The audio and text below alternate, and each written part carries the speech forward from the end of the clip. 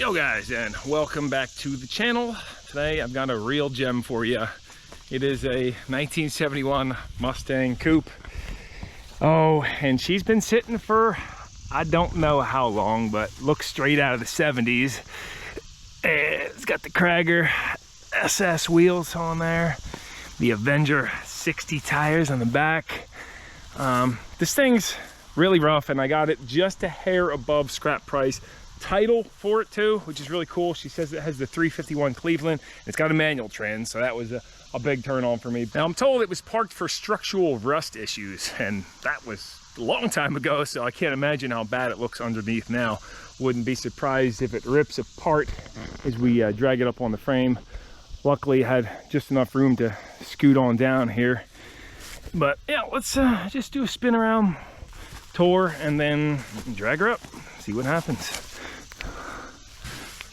Can't tell if that's a written. No, I don't think that's.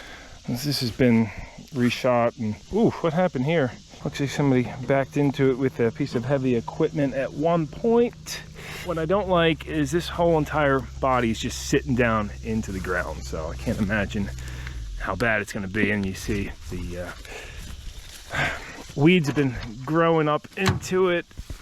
Ooh, surprised if it has any floors at all. But yeah, it's got the Hearst competition shifter on there. I like that. Actually, it doesn't even smell too bad in here, considering. But this is all just trash. You know, I guess somebody sprayed weed killer on it. Oh, it got a CB radio in there too. Yeah, it does. We'll get that all uncovered. Get the high performance tachometer. This thing's a race car. Oh, you know, third pedal in there, I'm turned on. I like it. I wonder if these come with.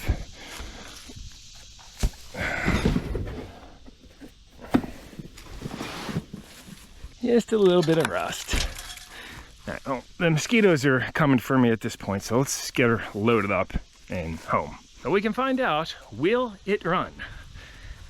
Or can we make a little profit on parts if there's any good parts left? What do you think? Are these going to take air? I think maybe so.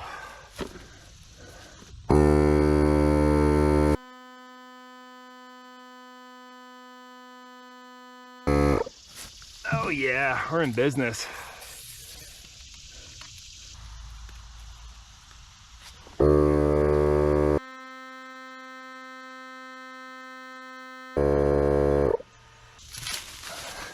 It's gonna roll real good now.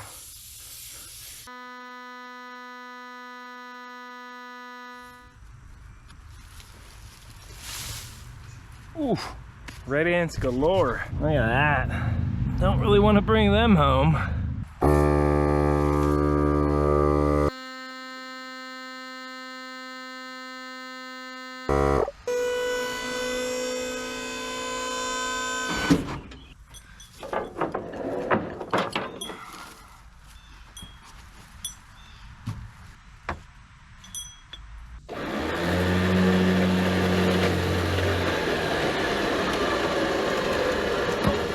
Dragger, could be in gear, but or brake on too. Let's see, probably should have checked that. The parking brake's not on, and it's in neutral.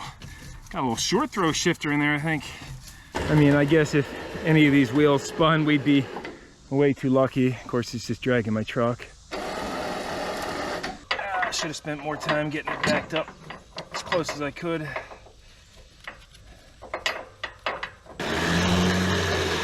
Yeah, that's pulling the trailer back up though. Now we just need some more power.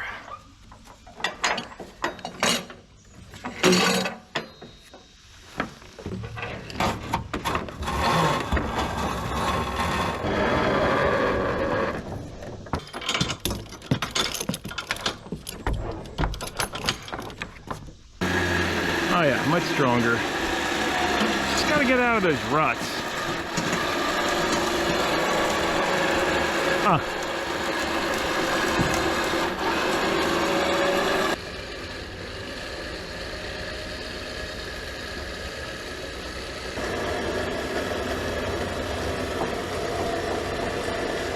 Wow, that's a really deep hole under there. I guess the ants all did that. It's crazy. There goes our floors. Carfish is hanging out.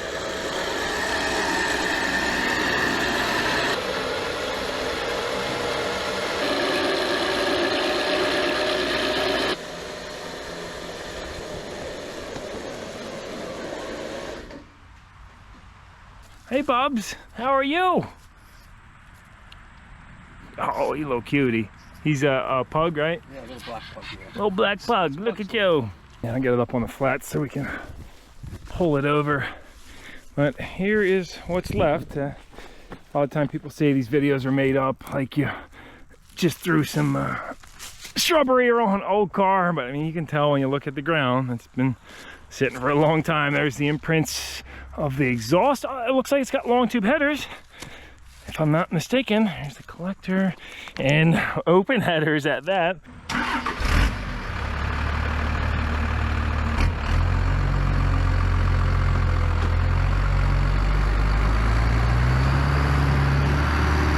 This should allow us to slide back over. Since we got it motor back, we got to pull pretty far forward to get our weight right. Yeah, that's coming over.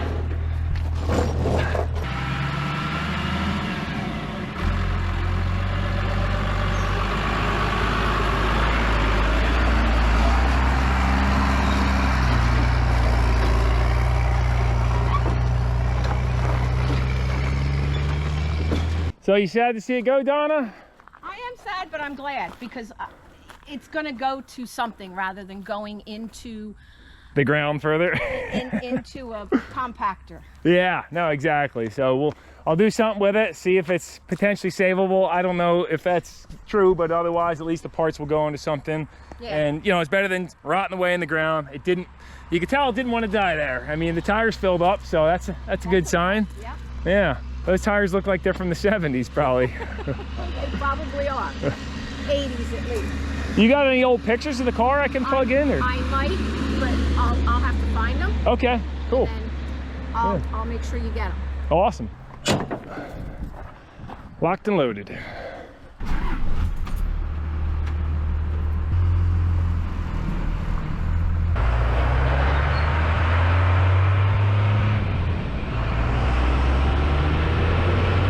Village of California, Pennsylvania, that is. Yeah, from Cali, Pensy. Nice day for mowing the lawn on my John Deere. Cute little bar. I like it.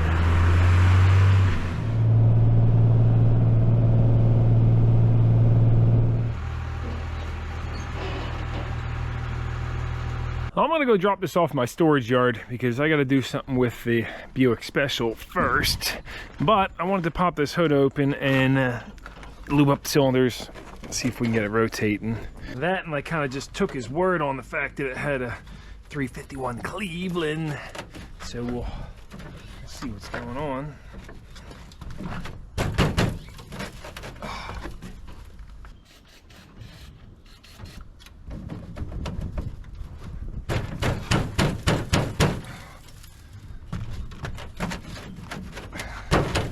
A little bit of rust coming out.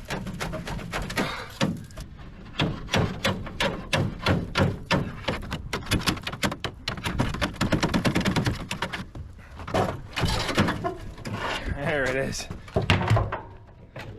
These hinges are a little tight too. Oh, there's first glimpse. Ah, let's get the air cleaner off of it. That's never a good sign.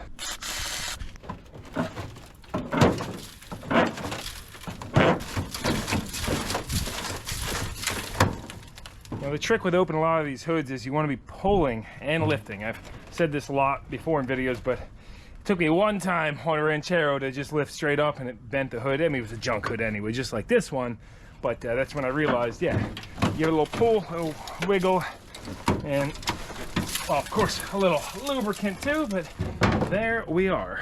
You can see the mice have facilitated in allowing the hood to rust out, but I've seen worse, and it's cool. It's got the hood scoops, you know, nice. Those actually make sense to allow good airflow into the engine compartment and rain too, but they're not fake. And here's what we're looking like.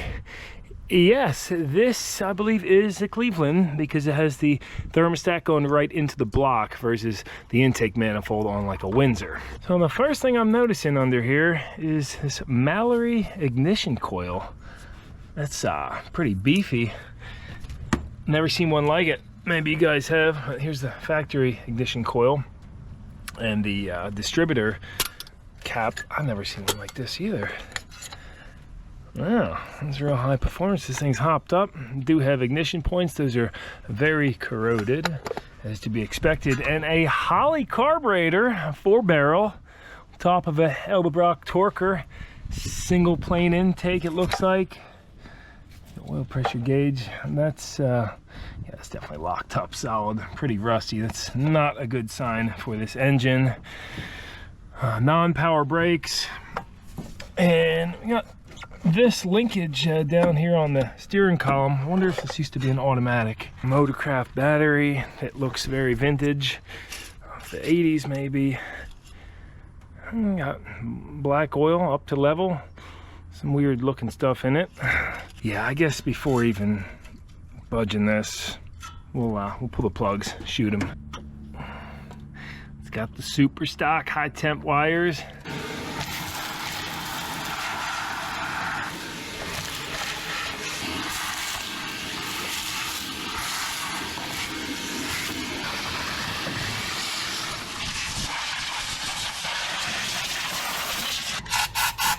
Oh, that's not a good sign.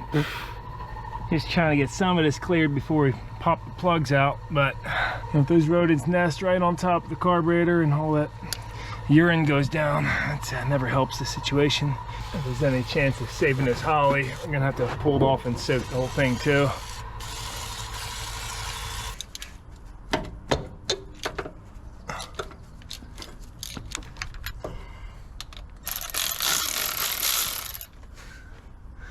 Oh, rusty cylinders.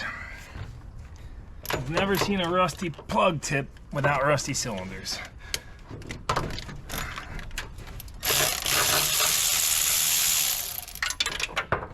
The cylinders 1, 2, 3 on bank 1 all had some rust, worst up front, and in the back nothing. A set of Autolite 24 resistor type plugs.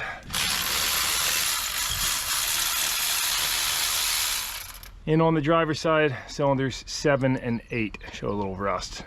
This is a good opportunity to try out my new Borescope. Picked up one of these on Amazon.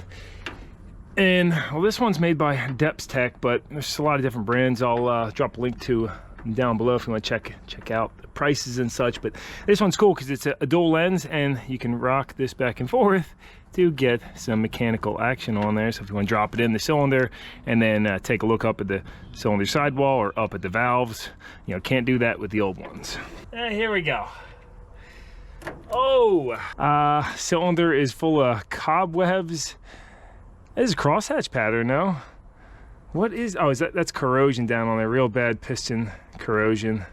I don't know what's going on with that down there. Let's try blowing them out.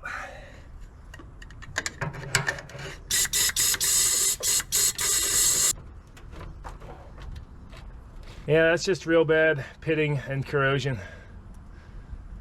Beautiful. What a shame. And cylinder number 2, looking about the same.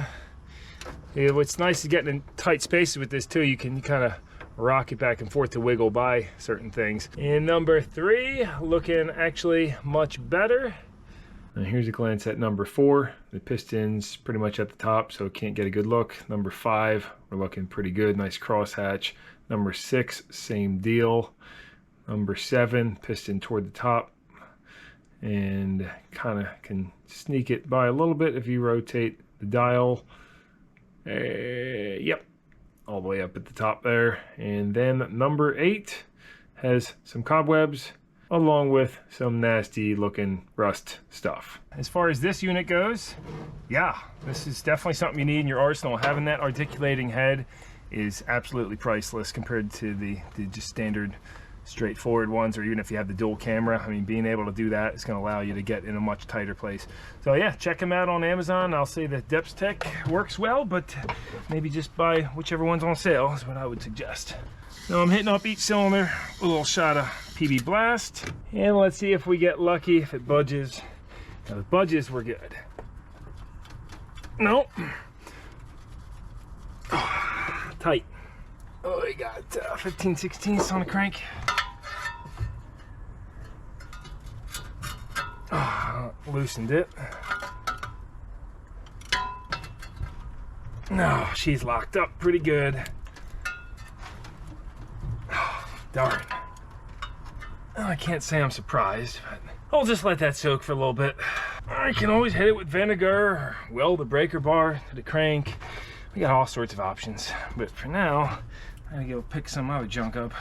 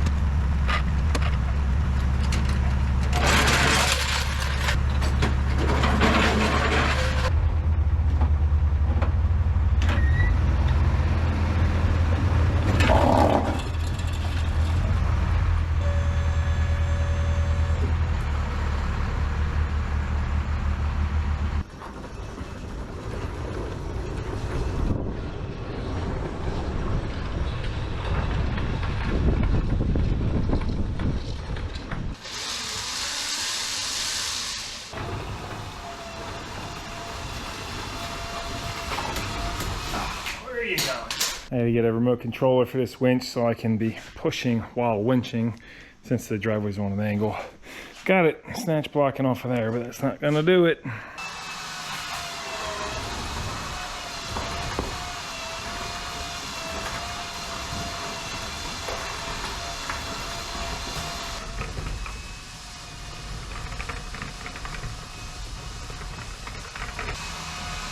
that should be good from here. Thanks, Lauder. Might go to Kimmy on you. I'll bother her when she was getting ready. And so I don't have to bother her next time. I'm gonna order one of these wireless remotes now. $14.97. This has been soaking. Let's see if she'll crank over now. What you barking for? What is it, intruder? Yeah, you dummy. There's no one even here. It's just a grass blowing boy. Come on, let's go. Now, speaking of the goose man, I'm actually popping the rat out right now. Look at that nice green coolant. Because it has a bunch of holes and it was leaking. So I don't want that leaking in the yard.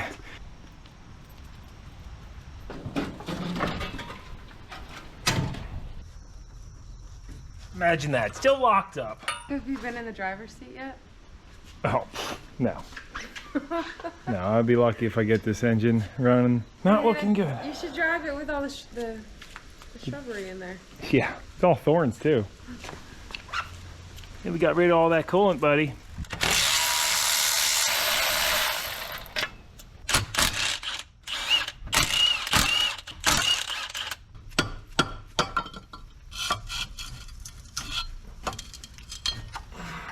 This always gives you a good idea on how long it's been sitting. Surprisingly, these aren't rusted in too bad. So I'm thinking I'll get a big old nut and then a big piece of steel. Maybe that. Or maybe this timing gear.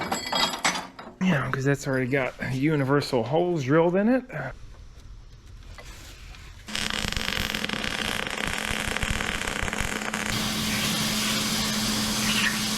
Yeah, that ought to do it. The end got a bunch of porosity because ran out of wire, and I guess the end of the wire was dirty or something. I don't know. Using grade 8 hardware, but I'm guessing this will probably shear the bolts off if anything breaks and the engine doesn't budge, or it'll shear the key or break the crank. Got the Armstrong Chicago number H51 3/4 ratchet. Actually, probably go breaker bar 1.5 inches is what it is. All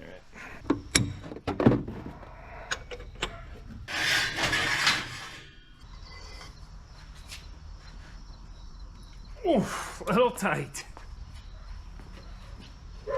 There it goes. Budge backwards.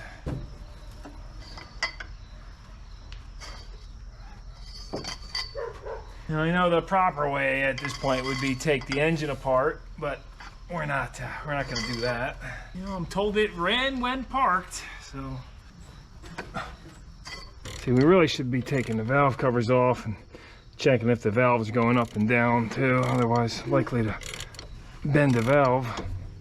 Ooh, like that, what's stopping right there, that's not good. You guys hear it? Just a dead stop. Might as well get this carburetor off too while we're at it. And it's soaking.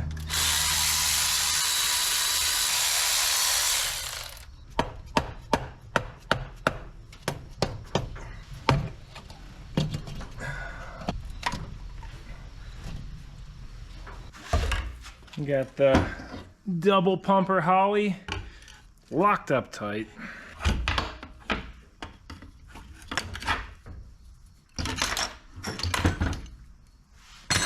It's certain that this is going to need some heat to loosen it up, but for now I'll let it soak in some diesel / ATF. Probably got a spare carb kicking around anyway if this doesn't come to life without major rebuild.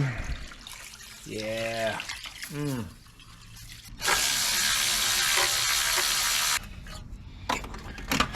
Wow, clean.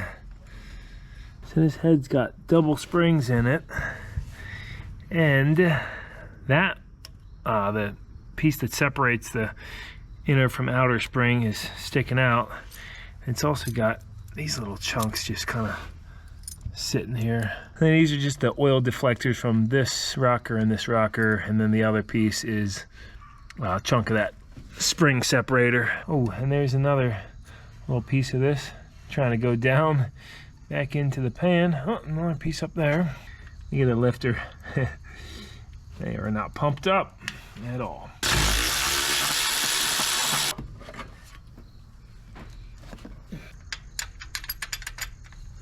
Looking good on this side.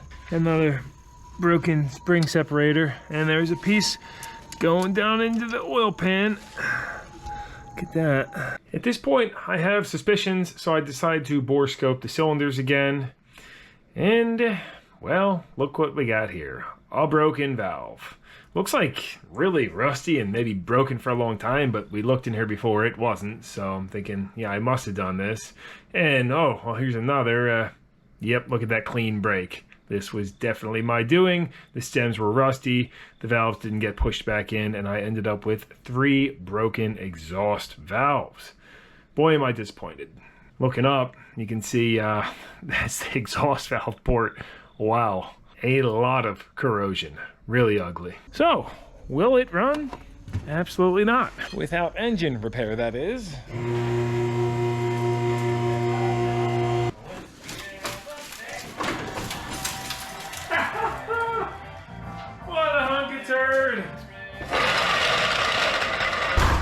Before we go any further, let's find out what's in this trunk. Could be all sorts of goodies. She gave me a set of keys. They look brand spanking new. Let's see what's up. Actually, this gas tank too. Let's see what that smells like. Smells like nothing. Slides right in.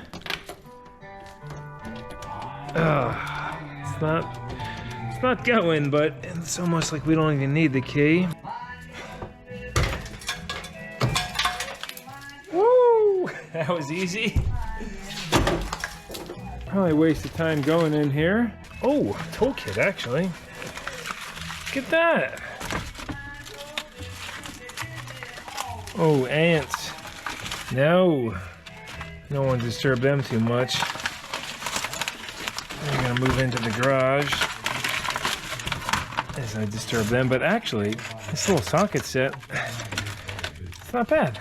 Yeah, I'm gonna let those ants be. I don't see anything else of value in here. It hasn't been opened in a while. You can see why it's so easy to just flex that out of the way because the metal's rotted apart. Oh, golly. She is crispy down here. Does have the aftermarket oil pan though. Didn't rot through.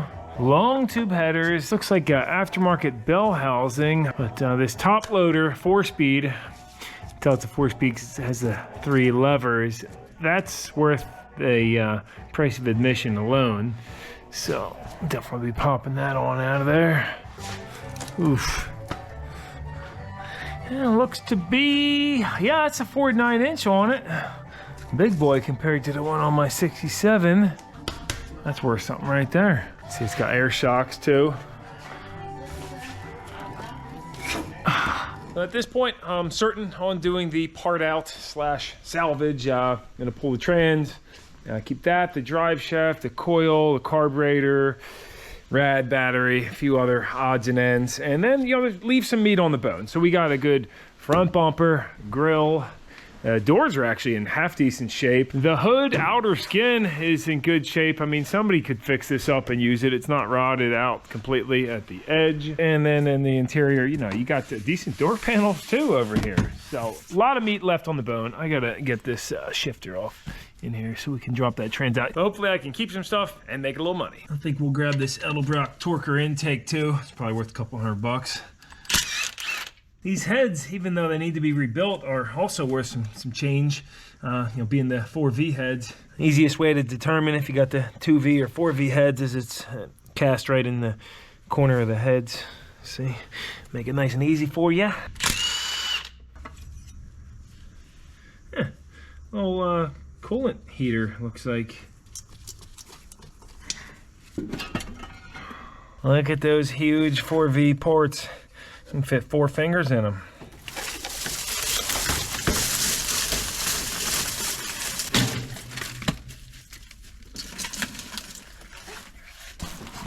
Oh yeah.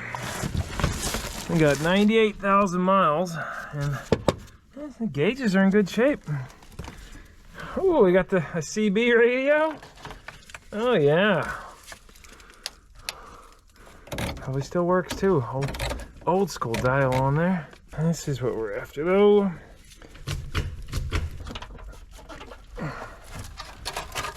Nada. There's the original green carpet.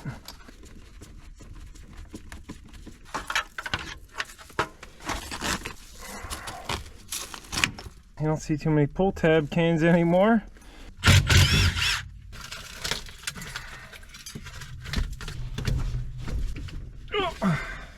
Shifter knob just cracked. It was all brittle anyway, falling apart. Well, it seemed like this would maybe just pull up, but it must come out the bottom.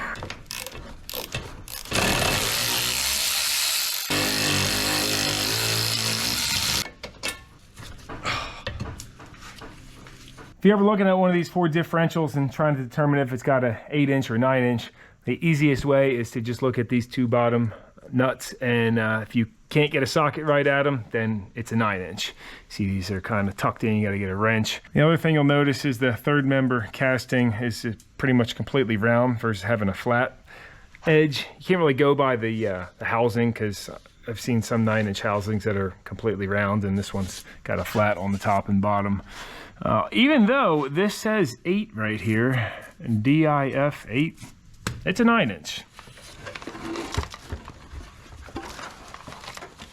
One Hurst Competition Plus shifter.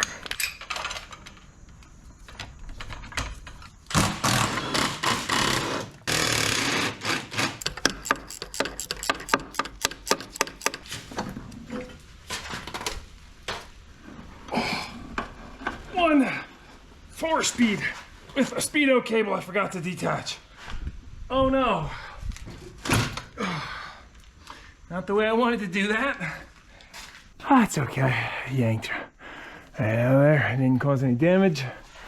There's a glance at the steel bell housing. The high performance purple clutch. And oh, looks like rodents got in there too. Yep. And he must have went through the clutch fork opening. Wow, that clutch fork's actually about to rot through too. But we got our prize. Nice top loader. You can see why they call it that. Because all the gears and such are serviced from above. I will probably open this up here in a little bit. See how the gears all look. Well, yeah, this is a nice piece. Look at the tag on there too. Well, darn, some of you guys might have already noticed, but I'm just seeing that we have a broken off ear on this transmission case, and that is the one that's used. And you see, that's why that one was harder to get to. Not a big deal. We'll probably just throw a bolt with a big washer bracket, I don't know, a piece of like angle iron in there or something. And then maybe we can use this one with the case too, or I'm sorry, the bell housing too. No, we'd have to drill a hole, but that can be done. Certainly not worth tearing down the whole thing and replacing the case for just that. Better yet, why don't I just take this aftermarket steel bell housing. I was actually just looking these up, and I believe this is a Lakewood. It's a $1,000 bell housing, so that's a big score. Oh, that's heavy. Might as well grab the clutch and flywheel while we're at it too.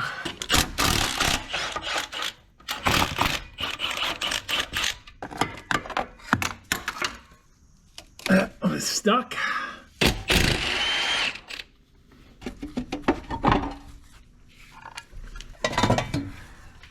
Very interesting on this clutch.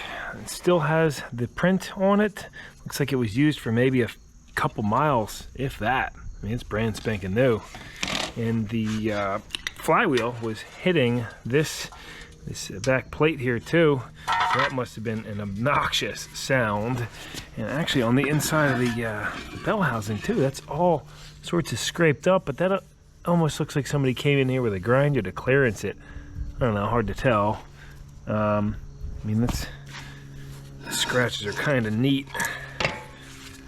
And I don't see any evidence on here. Looks like an aftermarket Z-bar too. It's got actually a ball end on it. See, that's not what the one looks like in my 67. But yeah, whether I use this or not, it's worth good money. Now, on these 4V heads, I was just reading up, and there's actually a closed chamber heads and open chamber heads.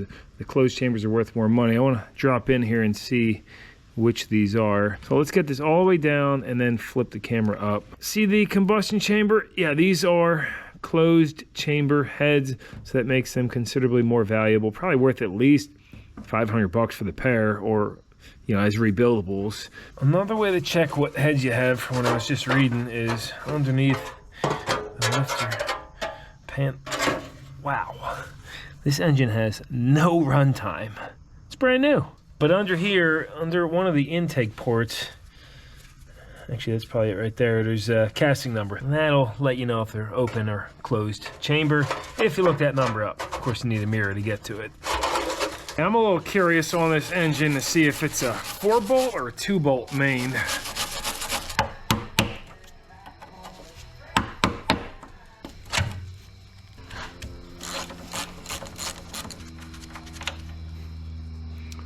Oof, magnetic drain plug. Quite a bit of gray crud on there. Let's take a look up in this pan, see if we got a 4-bolt main block. There's one cap. Nope, it's a 2-bolt main cap. All right, yeah, from what I was reading, the 4-bolt mains are fairly common with the 4V engines. Let's see how this is looking in here.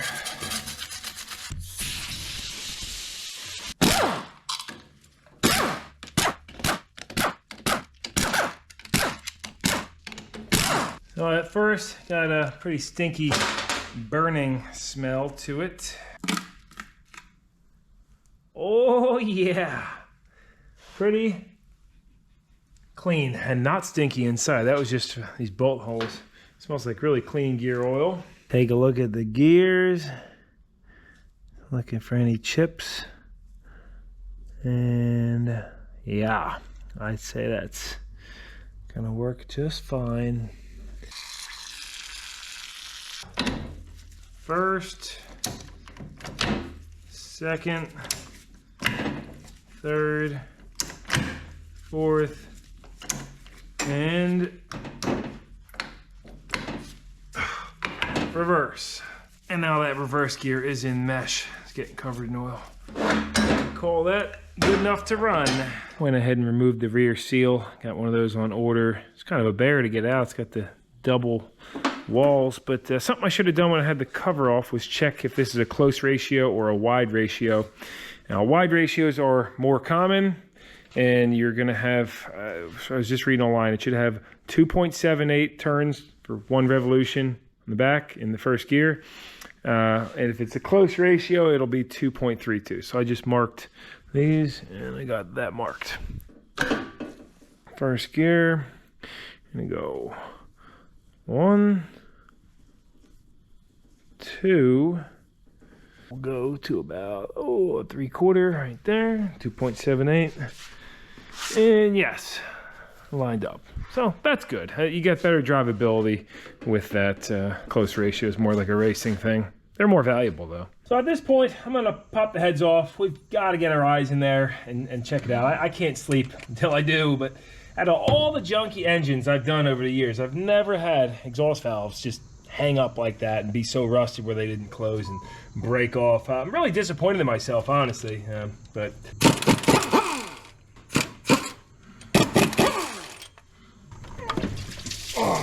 I should have put a pan down.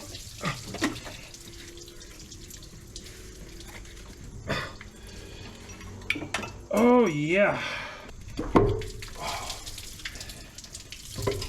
We got some domed pistons and a freshly broken exhaust valve.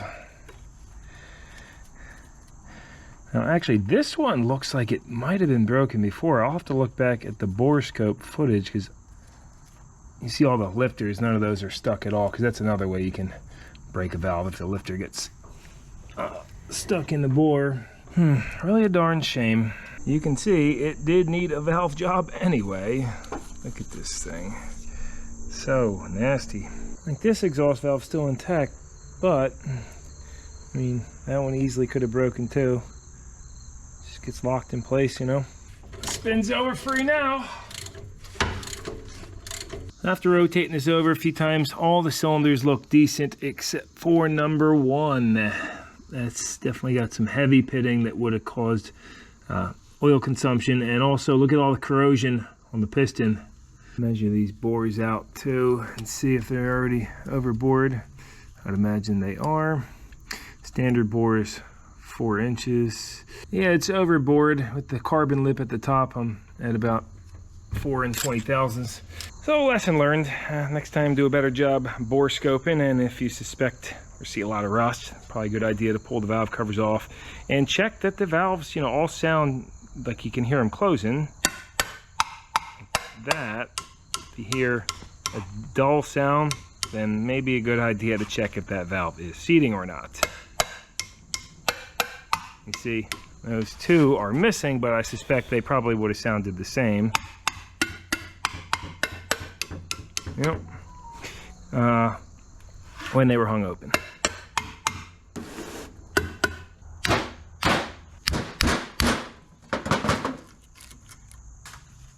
Oh man, it's really stuck. Goes.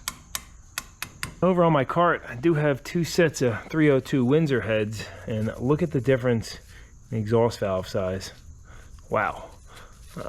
But it's almost the same size as the intake. I bet you if in a jam, you know, Mad Max style, we could probably throw those intake valves in it. Just for giggles, I popped one of the intakes off there. And let's see, it measures the same stem. Oh. I mean, it's a little bit bigger, but it is making contact on the seat enough to where this thing would run.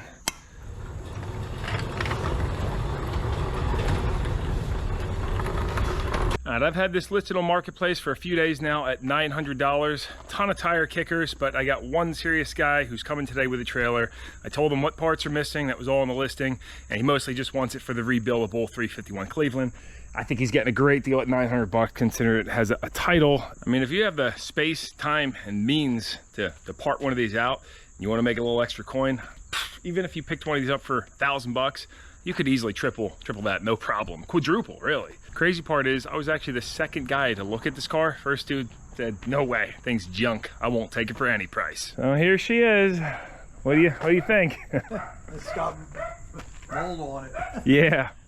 You said you pretty much want it for the motor, yeah, right? I haven't, like I said, I have a convertible, and I'm looking, it has no engine, so I'm looking to get just the parts off of it to put together, you know? Yeah. So. Yeah, unfortunately, she's kind of, I mean, somebody could restore this. It was a rare one, but.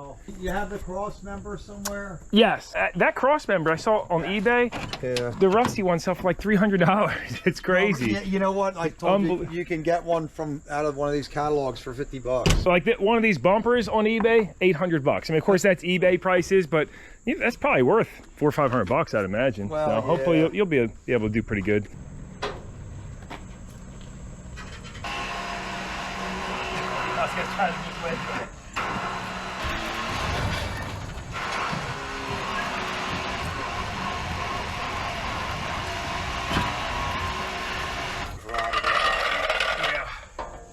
Guy said, oh, you can buy them and weld them in. So I've got some of these plastic slide blocks that you guys actually, somebody recommended them in the comments for dragging vehicles up on trailers. Give them a go. Yeah, look at that. Here, I'll tell you what. Steer it. Yeah, steer it a little bit. He's made very easy work of that, especially using just the 3,500 pound winch. I mostly got these just to protect the aluminum bed on the rollback. I just cut the cables off of them too, because those seem to just get in the way.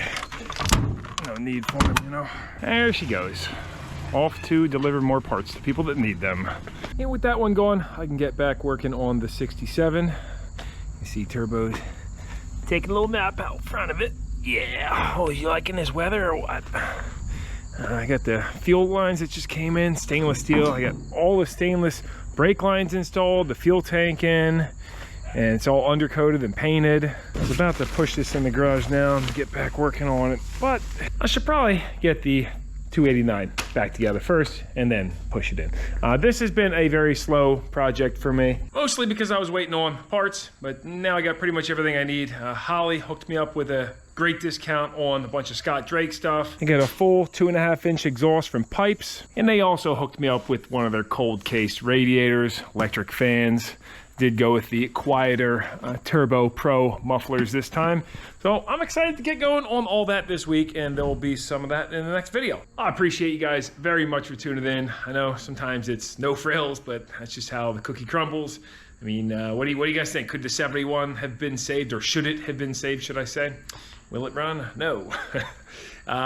Fury, that's now loaded up and on its way out to California. Final segment on the 1965 Fury wagon. I had put it up for sale for 6,500 bucks or $2,000 to anybody that had bought a Fury shirt.